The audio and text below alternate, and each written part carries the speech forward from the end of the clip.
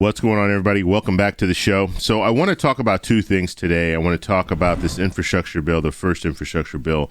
I also want to talk about the eviction moratorium that ends tomorrow. So we're going to discuss that because a lot of the money that was set aside for this eviction moratorium, a lot of that money has not been spent yet. So we need to talk about this. But first off, you guys can do me a favor. Please hit the like button. It does help with the YouTube algorithm. Also, please subscribe to the channel.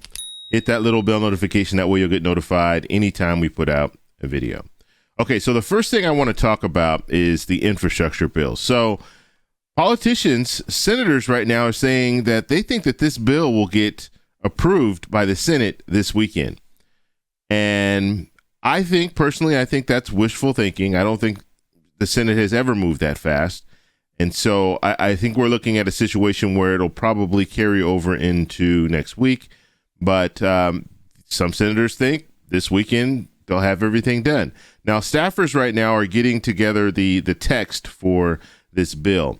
Now, that can pose a big problem because all the stuff that we've been hearing so far, this bipartisan group has come to this agreement, and we saw the vote, the cloture vote. 67 senators voted to open up debate on the infrastructure bill. So we're moving in the right direction, but having it done this weekend, I just don't see that happening without the text, and hopefully we'll get the text later today. That's the talk that they'll provide the text later today. But even when they provide the text, now we're looking at a situation where you'll have some politicians that are going to look at the text, and especially if they start getting pushback from other politicians or pushback from their constituents, they might say they might have voted for to open up a debate, but now they're looking at the text and saying, okay, well, we need to amend this, we need to amend that, we need to amend this.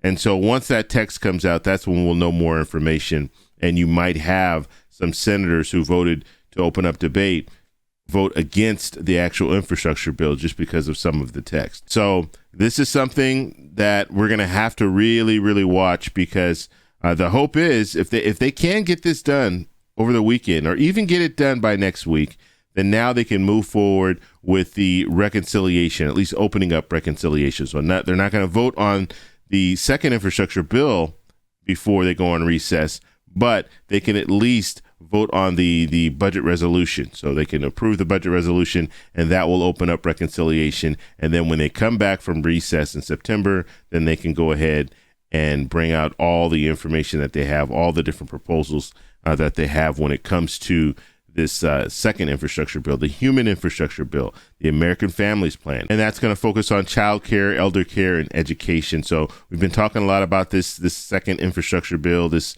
human infrastructure bill. So we're all anxious to see what's in it and what's not in it. And the talk is right now, we don't know if there's going to be a stimulus check in there or not. I'm telling you guys, I'm trying to be very honest with you guys. Right now, there are no politicians talking about a stimulus check. So that leads me to believe that it's probably not going to be in the American Families Plan, this human infrastructure. But we're going to have to see. It could be. So we'll have to see. We'll know.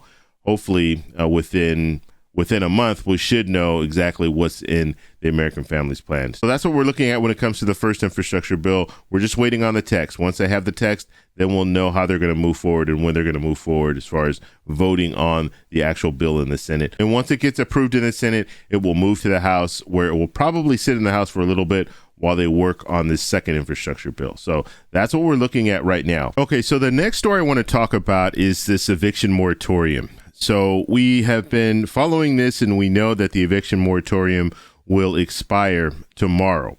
And so that's Saturday at midnight. And so this is one of those situations where this is a really tricky situation to deal with. We have about 3.6 million people who are at risk of being evicted. Back in March, 6.4 million people were late on their rent. And so we're in a real bad situation, and looking at it, how do you handle this? Because there is funding out there. There's funding. $47 billion was allocated in the last stimulus package to address this eviction moratorium situation, or eviction as a whole. So there's money there, but the states aren't getting the money out fast enough. And so you have some people who have not paid their rent, and there's money to help with that. And the money was the way that they had it situated. I think the money was going to be going directly to the landlords. But as long as that money satisfies the landlord, then the landlord is probably not going to evict that person. At least that's the hope, that they're not going to evict that person. But the money is not getting out there fast enough. So out of that $47 billion, only $3 billion has been already spent by states. And so this is bad. This is a bad situation because people are going to be out on the street. And so I don't know the answer to this. So we could come to a situation Saturday at midnight where people start to get evicted out of their apartments.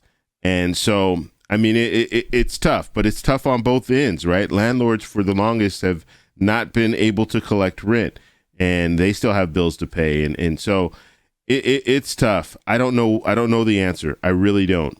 The only thing that I can say is that you have $47 billion. Maybe there's some way that you can put a hold on some of this stuff because you have money there waiting to give to these landlords. But I mean, I don't know the answer. And we're looking at a situation that's going to hurt a lot of families and children. So we're just going to have to follow it. I want to know where you guys are in this situation when it comes to this eviction moratorium. Do you think they should extend it? And what do you think about landlords? Do you think the landlords should be able to just hold off a little bit because they know money's coming? Let me know your comments down below. If you like this video, please give me a thumbs up. Please subscribe for more, and I'll talk to you in the next one. Bye.